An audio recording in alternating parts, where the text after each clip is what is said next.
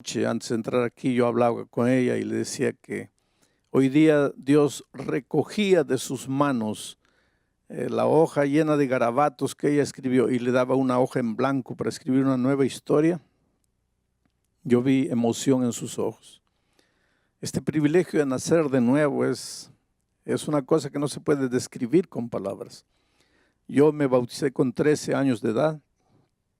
Hasta hoy recuerdo la emoción que sentí cuando salí del agua del bautismo. Toda tu vida queda para atrás, tu vida pasada, tus pecados son perdonados.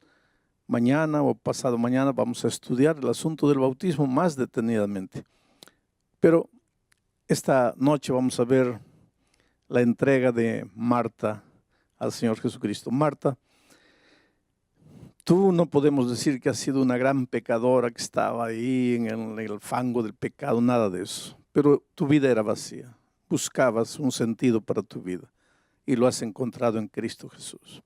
Conforme a la promesa bíblica, para que todos tus pecados pasados sean perdonados, para que nazcas a una vida nueva a través del agua.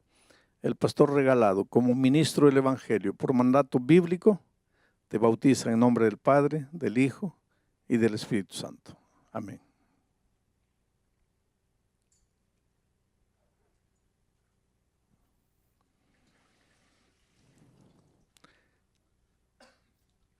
A mí me gusta decir, miren los ojos. Cuando las personas salen de las aguas del bautismo, hay un brillo de esperanza. Las cosas viejas pasaron, he aquí todo ha sido hecho de nuevo. Si uno de ustedes todavía no ha pasado por la experiencia del bautismo, pues nunca van a entender. Porque para entender hay que vivir, el salir del agua y abrir las alas y volar por el azul infinito del cielo que Dios tiene preparado para nosotros. Que Dios bendiga a Marta. Vamos a entrar al mensaje de esta noche. Voy a hacer una pequeña revisión para que ustedes entiendan. El mensaje de esta noche no es fácil de ser entendido. Hay mucho cristiano que lee la Biblia y no logra entender. Esta semana toda estamos diciendo que Jesús es la vida. Él es la vida. La vida no es un periodo de tiempo que respiramos, nos movemos, caminamos, andamos. No. La vida es una persona. La vida es el Señor Jesucristo. Aliás, es interesante esto. Mira, ¿qué es la salvación? La salvación no es una doctrina. La salvación es una persona. Cuando Jesucristo entró a la casa de Zaqueo, Él dijo, hoy ha entrado la salvación a esta casa. Jesús es la salvación. Si quieres ser salvo, no tienes que tratar de hacer nada. Si quieres ser salvo, tienes que vivir en comunión con la persona salvación y ya estás salvo porque Él es la salvación. Si quieres disfrutar de vida plena y si Jesús es la vida, pues no te separes de Jesús y vivirás la vida con sentido, la vida exuberante, la vida plena. ¿Qué es la justicia?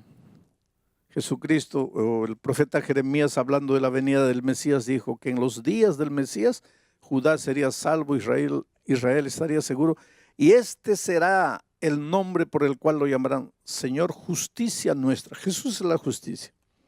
¿Quieres ser un hombre justo? Pues ve a Jesús, vive una vida de compañerismo con Jesucristo. ¿Qué es la verdad? Se filosofa tanto en la verdad. La verdad es relativa, la verdad es absoluta, que cada uno tiene su verdad. Ahora viene Jesucristo y dice, yo soy la verdad. ¿Quieres encontrar la verdad? Porque te digo una cosa, la verdad es cristalina, la verdad es limpia, pero la verdad es sana. La mentira engaña. Andar en la mentira es andar en la penumbra. Te tropiezas, te caes, sufres. Entrar a la verdad no es fácil, porque la verdad no te dice lo que tienes, lo que te gusta escuchar, lo que quieres oír. La verdad te dice la verdad. La verdad es como un espejo, no te esconde la realidad. Yo quisiera tener cabello, pero cuando voy al espejo, el espejo me dice la verdad. la verdad. Hay mucha gente que no se quiere confrontar con la palabra de Dios porque tiene miedo de la verdad. Y sin embargo, ¿de qué vale que yo me ponga peluca, que ande disfrazando, que parezco que tengo cabello? La realidad es mía. Tengo que aprender a ser feliz con mi realidad. Bueno, ¿qué es la verdad? La verdad es Cristo. Yo soy la verdad, dijo él. ¿Quieres andar en la verdad? Pues anda con Cristo. Él dijo, yo soy el camino. Hay gente que me dice, pastor, yo no sé cómo salvar mi matrimonio.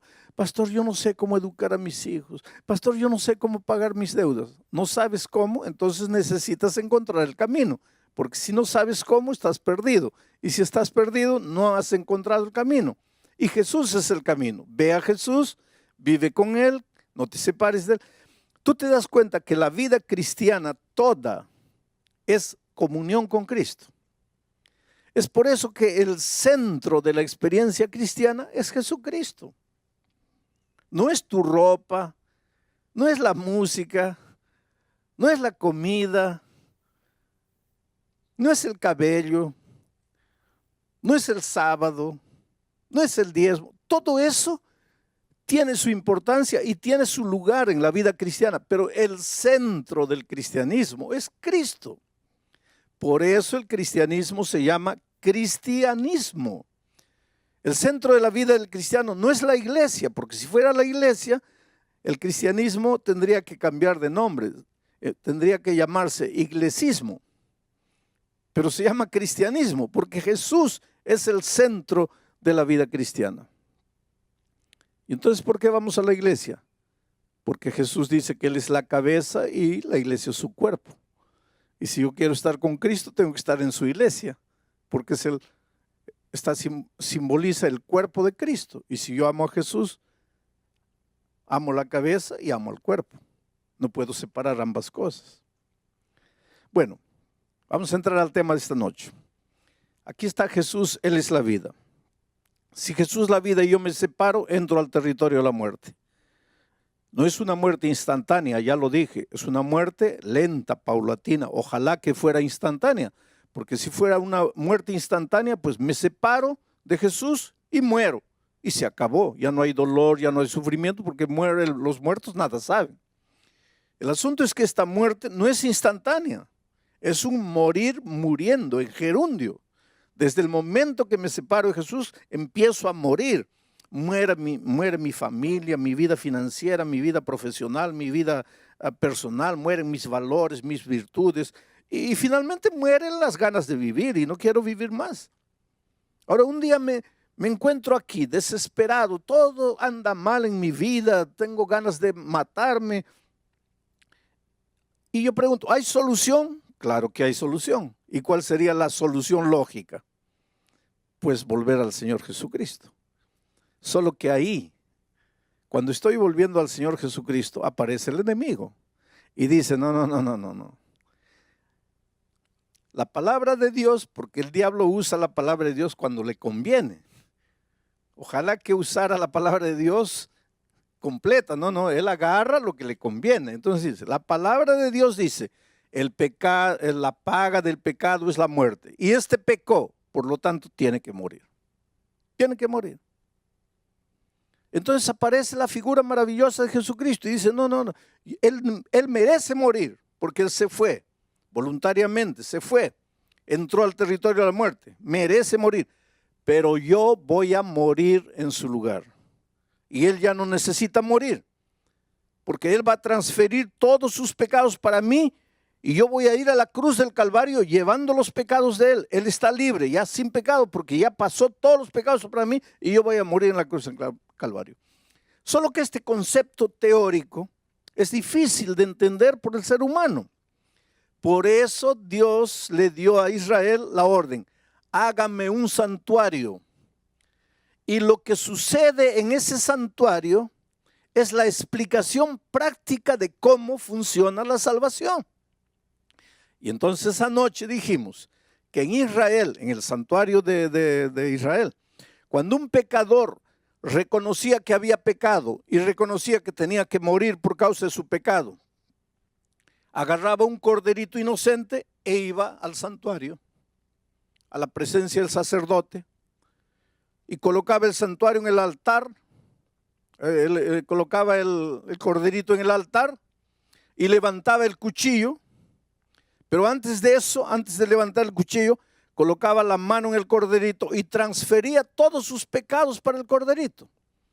Porque si hubo pecado, tiene que haber muerte. Él no quería morir, alguien tenía que morir. En nuestro caso, quien muere es Cristo. Pero para que los seres humanos entendieran de manera vívida eso, existía el sistema de sacrificios. El pecador transfería todos sus pecados para el corderito, que no había hecho nada, que no tenía culpa de nada, y después levantaba el cuchillo y el pobre animalito lo miraba ahí con sus ojitos y él tenía que clavarle el cuchillo y tenía que derramar la sangre y el pobre animalito se movía en los estertores de la muerte y el pecador entendía qué terrible es el pecado, qué terrible es alguien morir por causa del pecado.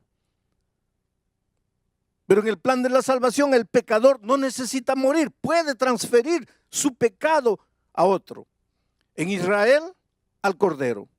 Y para nosotros podemos transferir nuestro pecado a Cristo.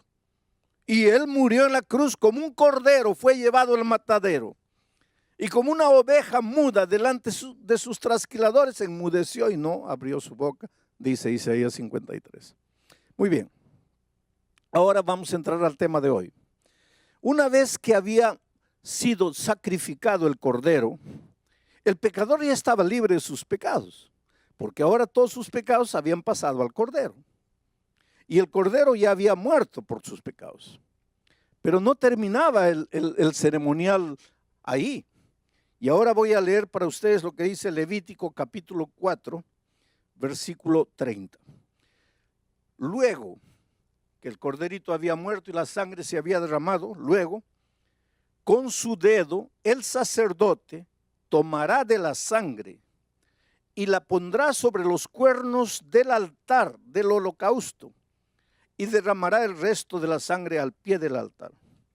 O sea, queridos, escuchen, una vez que el corderito había muerto, la sangre se había derramado, el sacerdote mojaba su dedo en la sangre del cordero y mojaba los cuernos del altar, la parte más alta del altar, y derramaba la sangre en el santuario.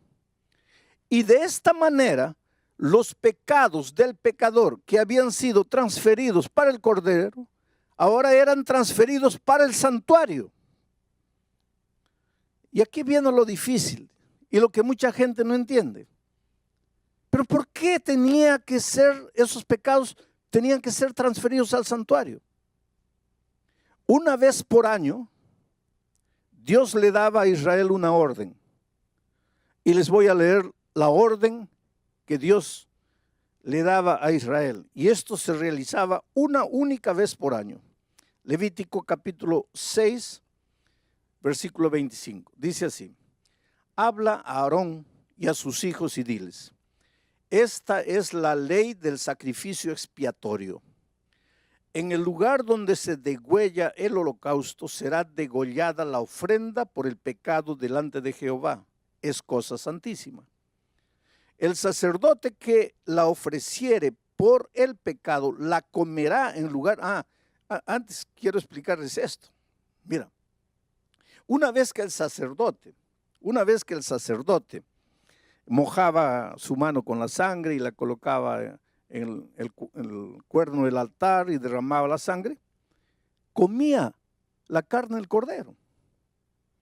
En una ocasión, 2 hijos de Aarón no comieron, quemaron el cordero. Y Moisés los agarró y les dio una reprimenda. Y les dijo: ¿por qué ustedes quemaron? No, porque pensamos que era mejor quemar. No es que pensaron. Es que aquí hay un significado. ¿Y cuál era el significado? ¿Por qué el sacerdote tenía que comer esa carne? Recuérdense que los pecados del pecador habían sido transferidos al corderito. Recuérdense que esa sangre, de cierta manera, estaba manchada del pecado del pecador. Esa carne también. Ahora los pecados eran transferidos para el santuario. Y el sacerdote también asumía de cierta manera los pecados del pueblo al comer de la carne. Ahora, todo esto va a tener sentido en los temas posteriores. Pero una vez por año, ya les estaba diciendo, una vez por año, miren lo que sucedía. Así purificará el santuario a causa de sus impurezas de los hijos de Israel, de sus rebeliones y de todos sus pecados. De la misma manera hará también el tabernáculo de reunión, en el cual reside entre ellos en medio de sus impurezas. Una vez por año tenían que purificar el santuario. ¿Qué día y cómo se hacía esto?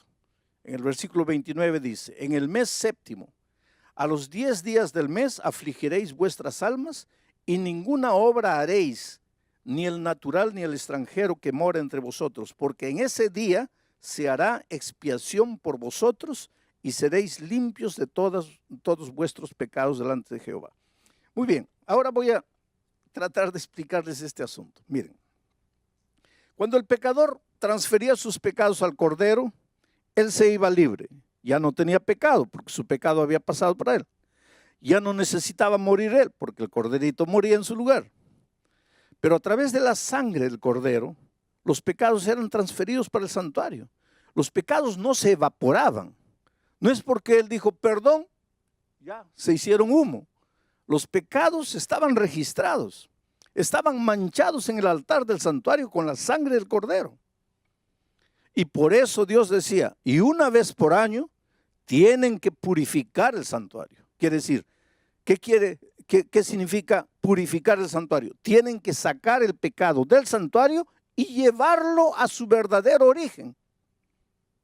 Entonces, en ese día, que era llamado el día de la expiación, el sacerdote se vestía una ropa bonita, especial, que solo se vestía ese día, realizaba el sacrificio del cordero y entonces entraba al lugar santísimo, a la misma presencia de Dios, confesando los pecados del pueblo. Mientras el sacerdote estaba haciendo eso en el santuario, el pueblo en el patio estaba orando, suplicando a Dios. Ese era un día de juicio. ¿Pero qué juicio? ¿Juicio de qué? Dios desde el cielo estaba viendo, ¿quién cree que este cordero de verdad murió por sus pecados? Porque una cosa es creer con la boca y otra cosa es creer con el ser entero. Por eso ese día era un día de investigación. Dios quería saber quién de entre el pueblo realmente creía que ese cordero había muerto en su lugar. Mientras eso, el sacerdote en el lugar santísimo estaba haciendo todo el ceremonial. Pero sucedía otra cosa. Ese día se traían 2 machos cabríos, cabra macho, 2 machos cabríos, se traían al santuario. Ahora miren, todo esto está escrito ahí, cuando ustedes tengan tiempo lean. Se escogía un macho cabrío para representar a Cristo. Era ese macho cabrío dedicado a Dios. El otro macho cabrío era dedicado a Azazel. Azazel era un símbolo de los demonios, del diablo en realidad. El macho cabrío dedicado a Dios era sacrificado. Como todos los días, el animalito era sacrificado. Ese animalito simbolizaba al Cordero de Dios que un día iba a pecar el mundo, iba a limpiar el pecado del mundo. Ahora, después que se había hecho el ceremonial, miren esto interesante. El sacerdote transfería ahora a él todos los pecados confesados de todo el año, de todos los israelitas. Transfería esos pecados para el macho cabrío dedicado a Azazel y lo soltaba al desierto.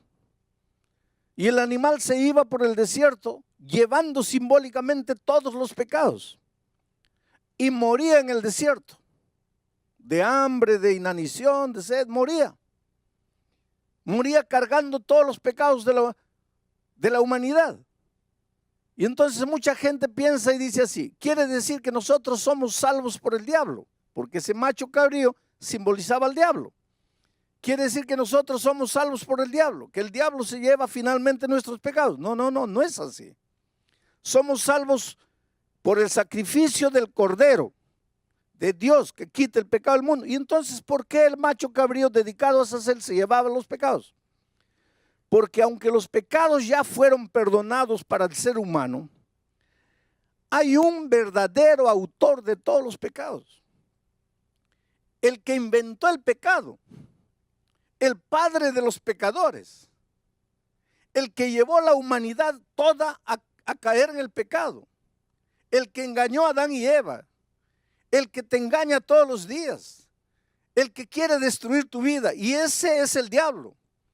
Y finalmente, aunque Cristo nos salva por su gracia maravillosa, por el sacrificio del Cordero, el diablo tiene que asumir la responsabilidad final del origen del pecado. Y es por eso que ese macho cabrío era llevado y llevaba cargando simbólicamente los pecados confesados de todo el pueblo. No para hacer expiación por el pueblo, porque quien hacía expiación era el Cordero de Dios. Él llevaba porque finalmente era el responsable del origen de todos los pecados. Ahora yo sé que todo esto es un poco complicado, pero es lo que la Biblia dice y yo tengo que explicarlo de la mejor manera, de la manera más, miren que yo estoy saliendo de las complicaciones para tratar de explicarles de la manera más simple. Pero lo que realmente me importa esta noche es que tú eres precioso a los ojos de Dios. Es que Dios te ama y te voy a contar una historia de la vida real para ver cómo es el amor redentor de Dios y para mostrar que si un día te pierdes, va a ser únicamente porque quieres perderte, no porque caíste, porque caer todo el mundo puede caer, sino porque no creíste en el amor de Dios y en el poder transformador de Dios. Antonio era un muchacho de 14 años. Nunca conoció a su padre. Tenía un hermanito de 10 años, hijo del mismo padre. La madre, en su afán de poder educar a los hijos, de poder ayudar, se casó con un hombre perverso, un hombre malo, un alcohólico, que no trabajaba, solo bebía, golpeaba a la madre. La pobre madre trabajaba lavando ropa, salía de día, de mañana, volvía en la tarde cansada, trayendo el dinero que había trabajado y el hombre la golpeaba, le quitaba el dinero, se iba a beber. Era una vida de miseria y en ese ambiente Antonio fue creciendo, ya tenía 14 años. Hay una cosa interesante, queridos, los hijos crecen y eso es una cosa que nosotros tenemos que colocar en la cabeza, los hijos crecen. El otro día yo estaba viendo una pareja que había sido invitada a un matrimonio de estrellas de televisión y la pareja quería ir, habían sido invitados, pero tenían una pequeñita de 2 años y no tenían con quién dejar a la niña. Y la señora estaba molesta y en un arranque de ira dice, ay, pero ¿cuándo crecerá esta niña? Y yo pensaba en mi corazón, ojalá que nunca creciera. Ojalá que se quedara con 2 años para el resto de la vida. Porque ¿qué trabajo te da una niña de 2 años? Que hay que cambiarle los pañales, que hay que acostarla, que hay que darle la comida. Ese es trabajo. Espera que tengan 14 años para que tú veas lo que es trabajo. Esperan que tenga 15 años para que veas lo que es dolor, lo que es sufrimiento. Y ahí te vas a agarrar la cabeza y decir, ay, ¿por qué creció esta niña? ¿Por qué no se quedó con 2 años? Bueno, este muchachito creció, ya tenía 14 años. Desde pequeñito vio a su madre ser golpeada por aquel hombre que no era su padre. Vio a su madre ser abusada y fue creciendo con odio en su corazón hacia el padrastro. Y un día el hombre llegó, golpeó a la madre, le quitó el dinero, se fue a beber, volvió completamente ebrio, se acostó en el sofá, estaba durmiendo. Y este muchacho pensó así, lo voy a matar. Lo voy a matar. Y fue y agarró un palo enorme y vino, aprovechando que estaba durmiendo y él pensó así, pero tengo que darle un golpe, porque si en el primer golpe no lo mato, él se levanta y me mata a mí. Y agarró con toda la fuerza y golpeó, pero pues le falló el tiro. El hombre, el borracho, se despertó y ahora él vino encima del muchacho. y él tuvo que abandonar esa casa definitivamente. El hermanito de 10 años corrió atrás de él. Y allá en la esquina de la casa le dice, ¿ahora qué vas a hacer? Y el muchacho de 14 años, el hermano mayor, le dice, mira, me voy, porque este tipo me va a matar. Me voy. Y el hermanito de 10 años le dice, pero mira, llévame contigo, porque él la va a descontar conmigo, llévame contigo. Y él miró a su hermanito de 10 años y le dice, mira, yo quisiera llevarte, pero no puedo. Porque la vida no va a ser fácil para mí. ¿Cómo sobrevivir? ¿Y para qué te voy a hacer sufrir? Sobrevivir yo de alguna manera voy a lograr, pero contigo. Tú eres un niño, tú necesitas quedarte. Está mamá ahí. Y el hermanito le dice, no, llévame contigo. No, no puedo llevarte, trata de entenderme. Y el muchachito comenzó a llorar y él comenzó a irse, viendo llorando a su hermano. Por favor, llévame, llévame. Y el hermano se fue. Y pasó miseria, comió basura, vivió en la calle mucho tiempo, hasta que un día llegó un crucero, un navío a su ciudad y se metió ahí de polizonte, sin que nadie supiera. Estuvo una semana en el barco, muriendo de hambre, sin comer, escondido en el depósito, hasta que un día lo descubrieron y lo llevaron al capitán. Y el capitán le preguntó, ¿y cómo entraste aquí? Y le dijo, te voy a arrojar ahora al mar. No, por favor.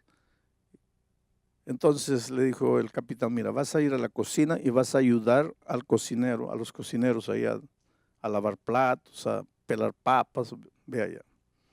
Y fue así que él conoció al chef del navío, un hombre ya de edad. Él le contó su historia.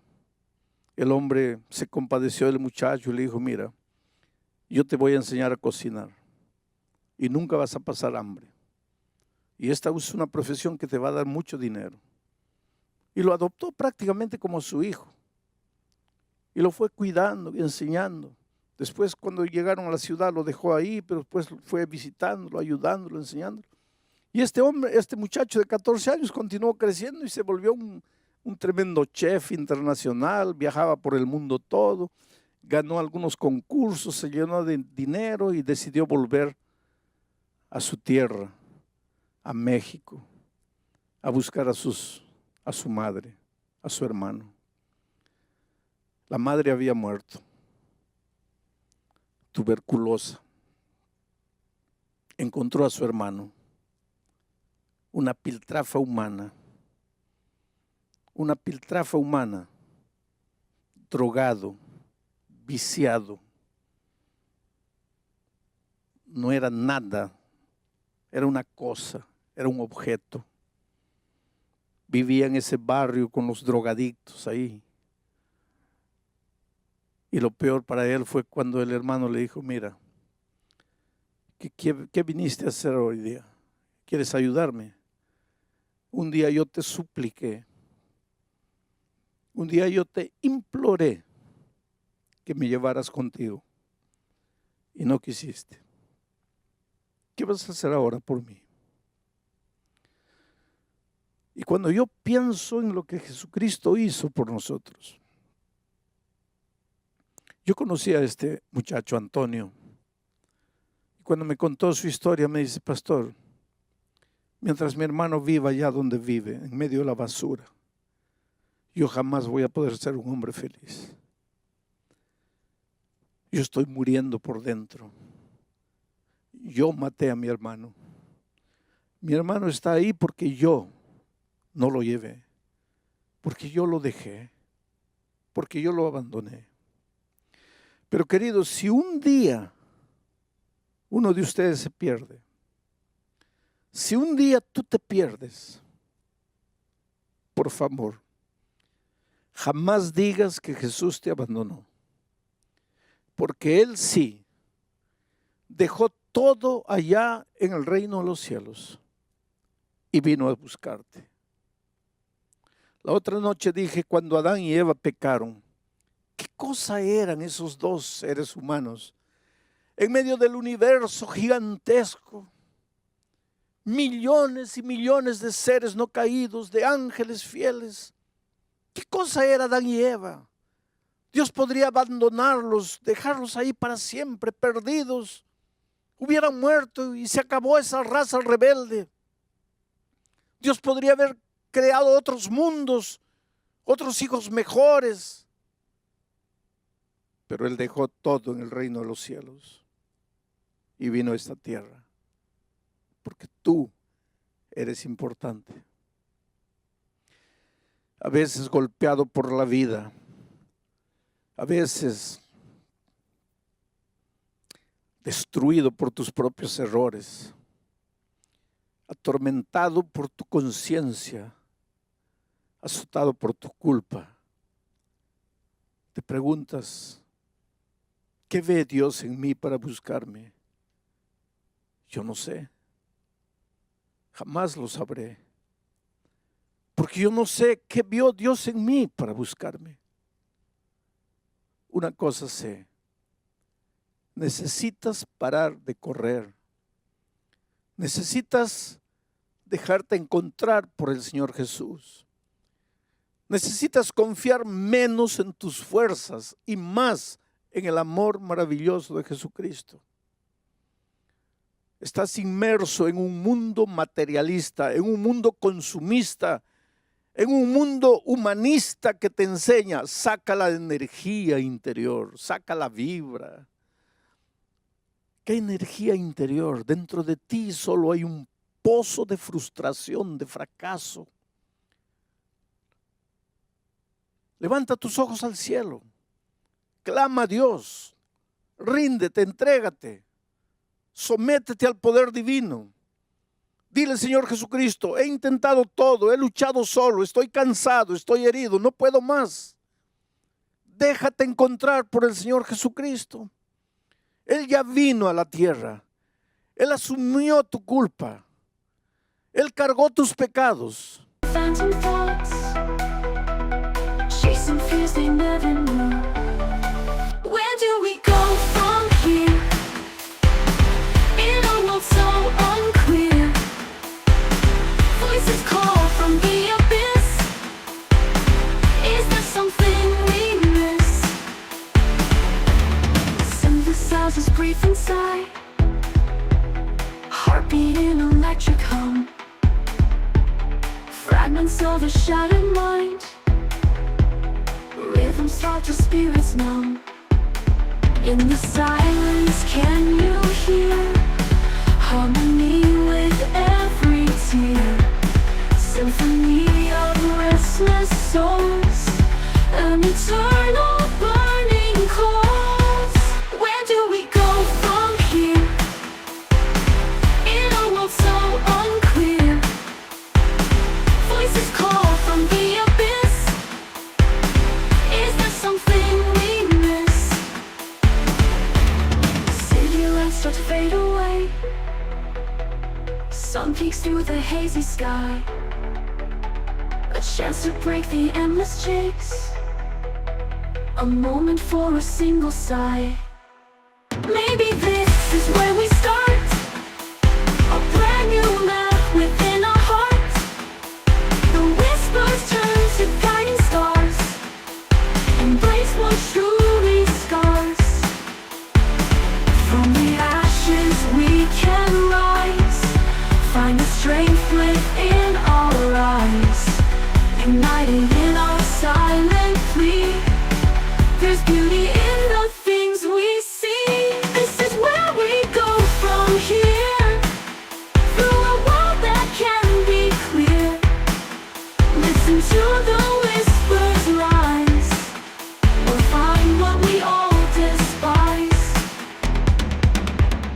Flowing through the streets no more, leaving futures to explore. The ghosts of yesterday won't stay. We'll find our light, a brand new day.